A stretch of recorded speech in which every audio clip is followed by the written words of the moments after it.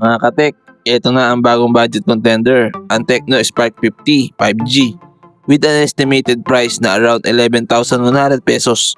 Sulit ba siya? May 5G, malaking battery, at mataas na refresh rate. Pero may compromises din. Alamin natin. Meron siyang IP64 rating, protected sa dust and splashes. May drop resistant up to 1.5 meters. May MIL STD 810H compliant. Ang matagalan talaga. Perfect ito kung medyo clumsy ka or gusto mo ng phone na hindi agad bibigay sa konting bagsak. Sa display, medyo mixed feelings dito. 6.78-inch IPS LCD display. May 720 by 1576 resolution, HD Plus lang. May 120Hz refresh rate. Smooth scrolling at gaming, hindi ganun ka-sharp dahil HD Plus lang. Good for casual use, pero kung mahilig ka sa super linaw na screen, baka bitin ka. Ito ang isa sa highlights niya, ang performance.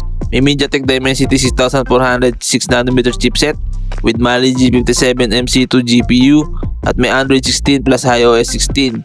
May 5G support, kaya ang multitasking at light gaming. Hindi siya pang heavy gaming tulad ng Genshin Impact sa max settings, pero swak sa ML, CODM at daily apps. May 4 or 6 GB of RAM plus 128 GB UFS 2.2 internal storage, enough for apps, photos at games.